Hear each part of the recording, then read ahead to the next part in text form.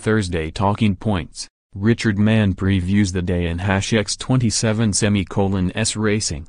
Richard Mann previews an interesting day of racing with a couple of young Alan King-trained hurdlers of particular interest and Supreme Racing Club taking on the big boys in Ireland. Alan King has housed some of wonderful young hurdlers at his Barbury Castle base over the years with Penzance and X27 victory in the 2005 running of the Triumph Hurdle, the first clear indication of his training talents. Katchit followed the same path 2 years later, storming up the famous Prestbury Park hill before returning 12 months on to win the champion hurdle with a game and gutsy display that so summed up his terrific attitude. Redicean looked to be the latest chip off the block last season, but couldn and X27 quite reached the heights expected of him, and the baton now passes over to the likes of Elysees and Shannon Hill. Elysees is smartly bred, a son of that excellent staying sire Champs Elysees, who has been responsible for the last 2 Cesarevich winners, but this 3-year-old could only manage a couple of wins on the flat.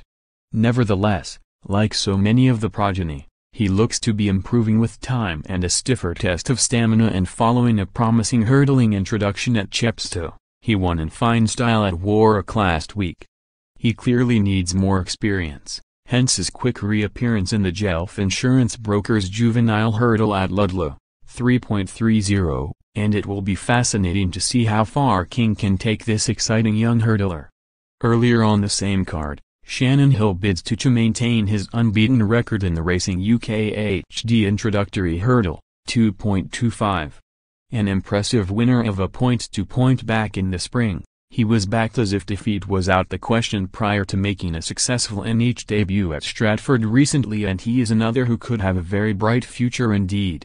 The Clonmel Oil Chase has a fair roll of honour. Sizing Europe was a fine winner back in 2012. And all the conquering Gigginstown House stud have taken 2 of the last 3 renewals. Alpha Deo Bukes and stablemate A Teufel dominated proceedings last year, but in Kemboy, that pair might just meet their match 12 months on. A fine stamp of a horse who was a smart novice hurdler, chasing has always promised to be his game, and it has come as no surprise to see him excel since switched to the larger obstacles.